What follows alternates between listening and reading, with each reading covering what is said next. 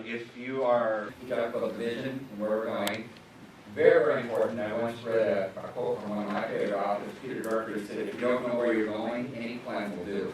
And I think that's somehow where we end up with some of our urban areas. So secondly, I'm going to talk about some of the treatments. We've been doing a lot of listening, as Dan has pointed out, and I've talked to all the designers and people working on design and said, what are you showing in the designs?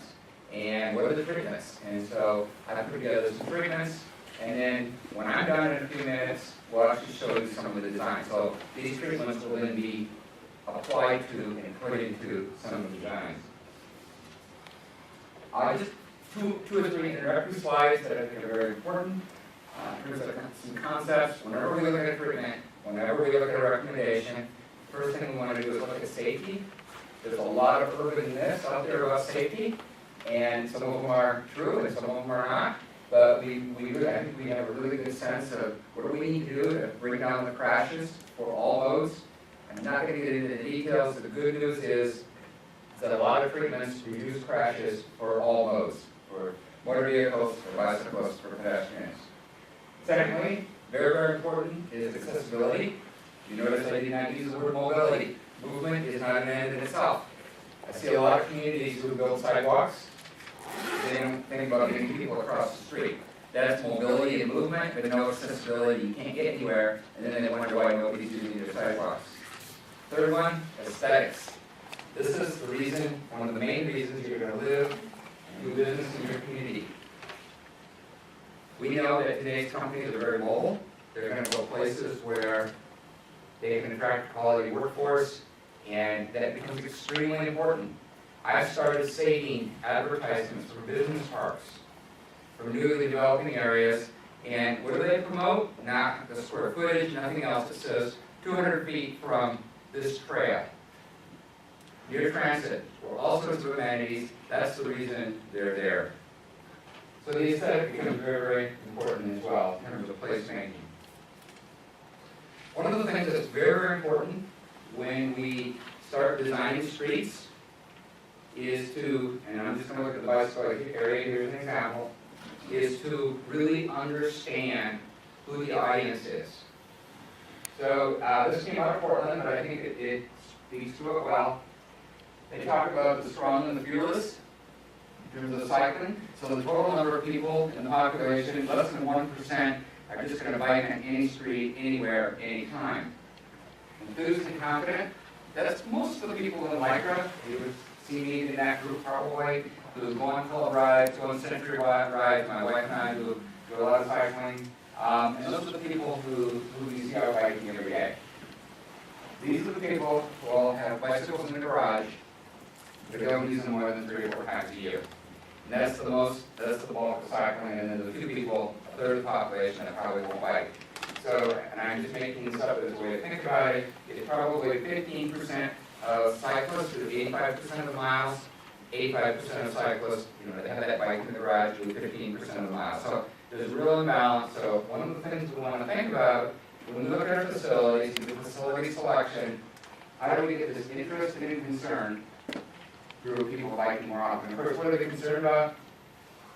Not a precise question, yet safety, right? So every survey we do, we find that the fear of motor vehicle traffic is the #1 barrier to more bicycling. And of course, to overcome that barrier, what are people looking for? What makes you feel safer? Dedicated facilities, right? So people want some sort of barrier, some sort of protection, or they want to be on a residential street. So for example, I'm not talking about that today, but a lot of the work I'm doing now has to do with putting in bicycle boulevards through residential streets. So this becomes very, very important in terms of looking at the kind of facilities we have. By the way, the other statistic in terms of background, on a national average, what percent of car trips are journey to work trips? Right around 20%. 1 out of 5. What percent are journey to school trips? Parents, mom, dad, whoever taking their kids to school. About 20% is about the same. We've got a lot of congestion around schools. Kids, that's why the whole walking bike to school movement is so important. So majority of trips are very, very local. Majority of trips, more than half the trips in a lot of communities are under 5 miles, and those are trips you can capture by bicycle. The ones that are closer to 10 show you can be captured by walking. So the potential is huge. You just don't do it because you can't get across the street. You can't get to where you want to go. So that becomes part of our thinking in terms of who's the market, what are the kind of trips. It relates back to our facility choice. So when we look at Woodward Avenue, I want to bring back Woodward Avenue. There's probably 2 or 3 different kinds of trips we want to think about. One are the confident riders that are doing a long trip and they're going from Royal Oak all the way to downtown Detroit. That's one kind of confident trip. That's not likely to be your most common trip. The most common trip is going to be the short trip to shop in downtown Ferndale, the short trip to go to your school, the short trip to do some shopping in Royal Oak or any of the other corridor, cities along the corridor. So those are the trips we're most likely to capture, but they're both important. So when you see the recommendations, think about the kind of trip and what we're trying to capture and the kind of cyclists. So obviously one is a bike lane, standard bike lane. You've all seen those. Those are going to be on a roadway like this. You're going to want them at least 5 feet wide, preferably even 6 feet wide. But what's the one challenge we're always going to have with a bike lane on a fairly high speed, high volume roadway like Woodward? Is that going to get those less confident cyclists biking? Probably not. They're still not going to feel comfortable. So some of the things that we want to look at, what we call a buffer bike lane. This just provides some space between the motor vehicle lane and the bike lane, a little bit more protection. You can also put it on the other side. So you can put it on either side or even both sides at the same time if you have the room, putting it between the bike lane and the parked cars. This is in a situation where you have a lot of turnover in your parking. You consider outdooring. You want to consider this. Explain what outdooring means. Oh, thank you. If you've ever had it happen, if you ever had it happen to you, you know what it is. It's just when you get too close to the parked car, the door was open, and the door hits you if you're going by as a cyclist. So that buffer gives you that space. And again, if there's almost no turnover, it's a residential area, and cars are not coming and going, it's not as big a deal. Maybe you want the buffer on the other side. So, thank you. Good. I keep asking that. This is a shared lane marking, and this is a new tool that's available. It uses a bicycle and 2 chevrons on the top, and this is where you're sharing motor vehicle space with bicycle space. The new national guidelines, and I won't mention all the acronyms, suggest or say that you can only use these up to 35 miles an hour. So they're not appropriate for really high speed, but what they do, and I've used them quite often, is they give an indication to the motorists to expect cyclists. They give an indication to the bicyclists. This is where you should position yourself on the roadway.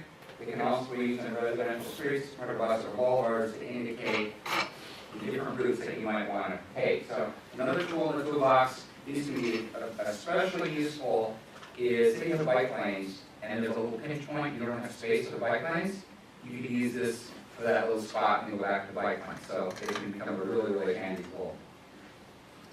A lot of new innovations available. One of the conditions you have along Woodward Avenue is a lot of places where you have side streets that are stop controlled. So the motorists, you come to those points and you don't know who to look for bicycles. Because if a cyclist or a pedestrian or a motorcyclist for that matter is ever hit and the police officer interviews the person driving the car, what's the first thing they're going to say? Didn't see you, and probably they're correct. Because biking and cyclists and walkers, if they're infrequent, are not part of your visual screening, and you don't see it. And of course, when we do know, this is really good news, is that whenever bicyclists and pedestrians go up, and it becomes part of their visual screening, and the crash rates automatically go down. There's some good data out of Seattle, Portland, and other places now showing this.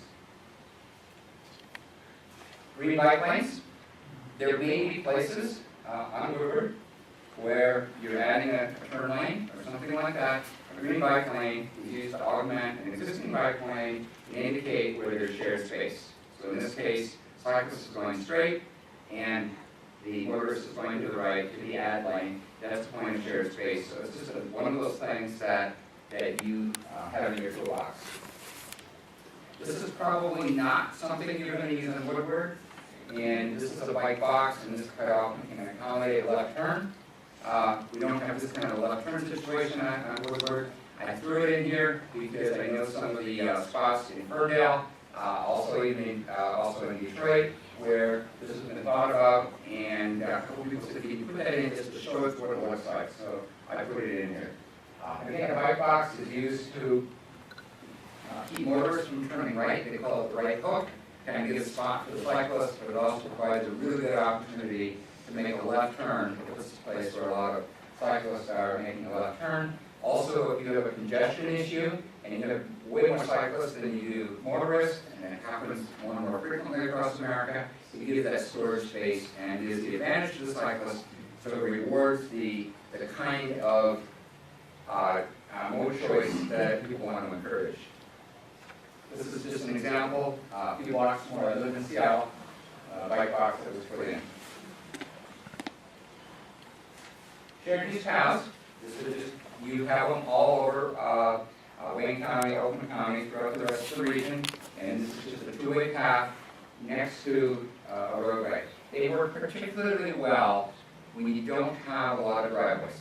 So, for example, some of the places along Woodward where you have a cemetery, a golf course, a park, those places that don't have a lot of crossings, this is going to work very well. And what's nice about this kind of facility in that situation that I just described is that if you're going a long distance, they can work pretty well. They also work very, very well for more than a cyclist who's going to feel more comfortable in this kind of situation. How many of you have ever tried back and angle parking? You? Okay.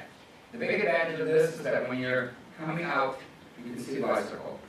So the new, I'll mention one acronym for those of you who follow these things, but ASHTO, American Association of State Highway Transportation Officials, don't even bother remembering it. Just know that there's a national guide out there that all the states use that now says that you have permission to do it. This photo is taken out of the new guide. And of course the nice part of it is, if kids are in a car and the door's open, what's the only way they can go? Toward the sidewalk. If you have to fill your trunk with groceries, where do you stand? On the sidewalk.